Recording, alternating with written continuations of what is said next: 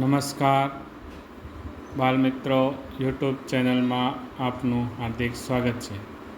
આજે આપણે ભાગ નંબર 19 મિશ્ર શ્રેણીના સહેલા સવાલોનું સોલ્યુશન મેળવવાનો પ્રયત્ન કરીશું. તો ચાલો આપણે શરૂ કરીએ.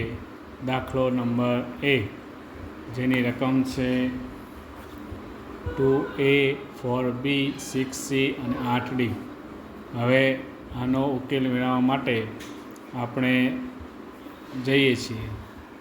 અહીંયા આપણે જોઈએ તો 2a એટલે 1 પહેલો મૂળાક્ષર, b એટલે બીજો મૂળાક્ષર, c એટલે ત્રીજો, d એટલે ચોથો. હવે પાંચમું મૂળાક્ષર કયો આવશે? તો કે ઈ. તેવી જ રીતે 2,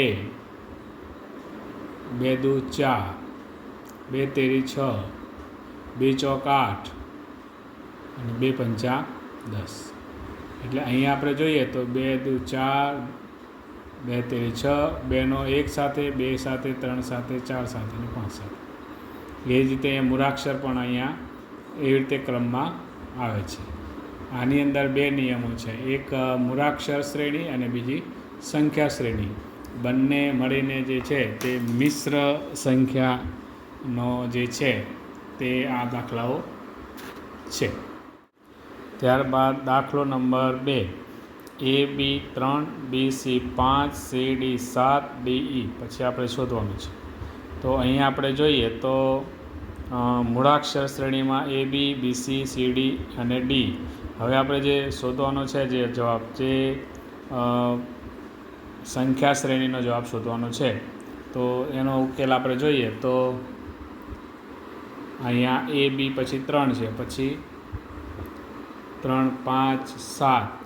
એટલે અહીંયા આપણે જોઈએ તો સંખ્યા શ્રેણીમાં એકી સંખ્યા જે છે તેનો ઉમેરો છે. તો 3, 5, 7, 9 એટલે આપણે અહીંયા જવાબ આવશે 9.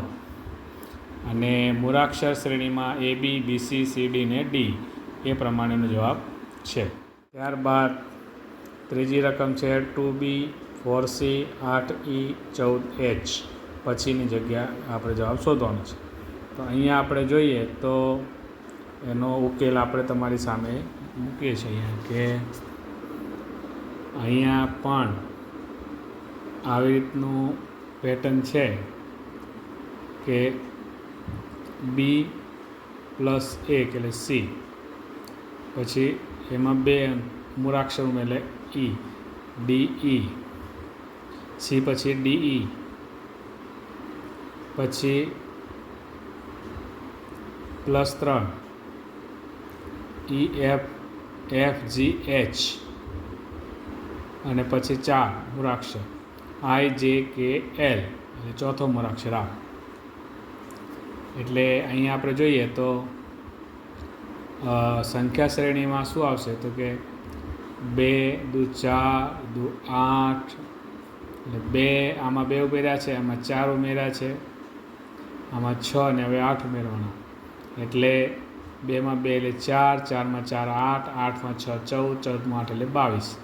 એટલે સંખ્યા શ્રેણીમાં 22 અને મૂળાક્ષર શ્રેણીમાં L. એટલે આપણો જવાબ આવશે 22L. એટલે કે પ્રથમ શ્રેણીમાં બેકી સંખ્યાનો ઉમેરો છે અને બીજી એકાંતર શ્રેણી પ્રાકૃતિક સંખ્યા પ્રમાણે મૂળાક્ષરનો ઉમેરો છે. દાખલો નંબર 4, જેની રકમ છે 0, O 64, Q 81, S 100, U 121. તો બાળમિત્રો, અહીંયા આપણે જોઈએ તો તે મિશ્ર શ્રેણીનો દાખલો છે. એટલે પહેલાં જે જોઈએ આપણે તો અહીંયા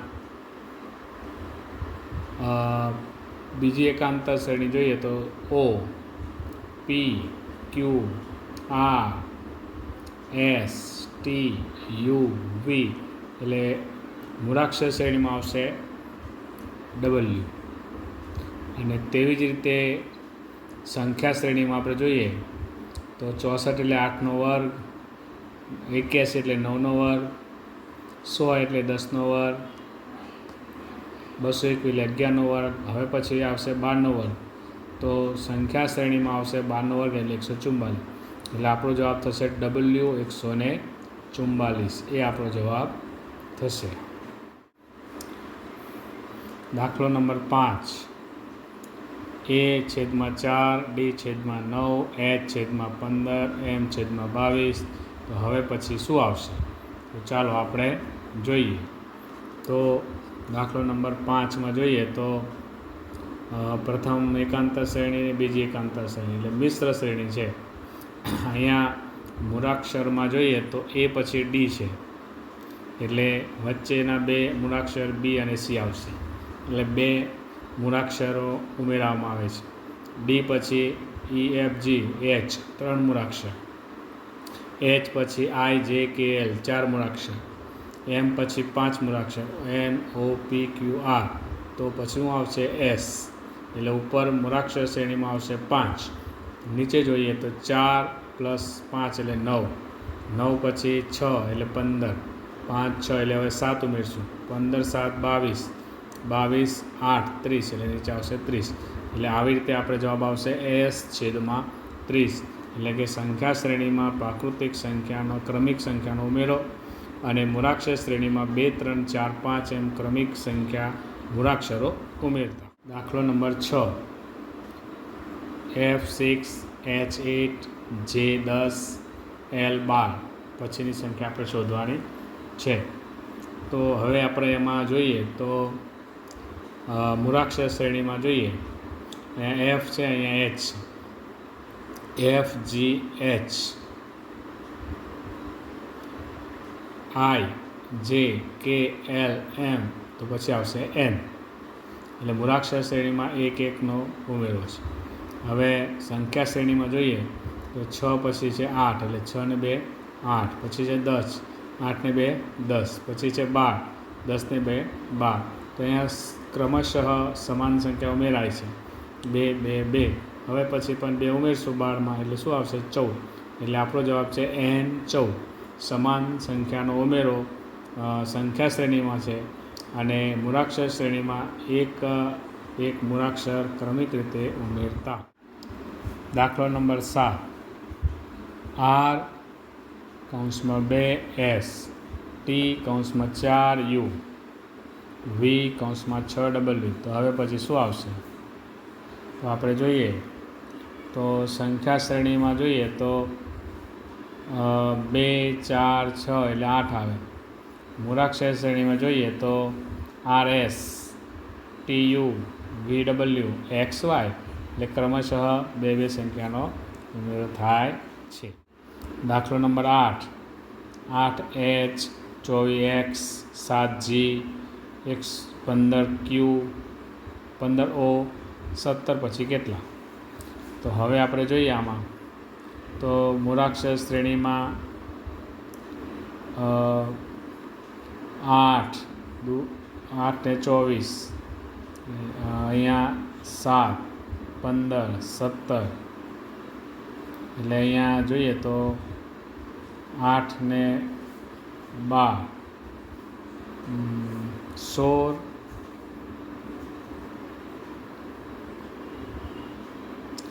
એટલે આપણે ક્રમ છે આમાં, આ દાખલાની અંદર શું છે? ક્રમ આપેલો છે. 8મો ક્રમ કયો છે? H. તો આના માટે આપણે જોઈશું તો આપણે જે મૂળાક્ષરોનો જે ક્રમ આપેલો છે ને એમાં આ H છે 8મા ક્રમે છે, X છે 24મા ક્રમમાં છે, G છે 7મા ક્રમમાં છે અને O 15મા ક્રમમાં છે. તો 17 કયા?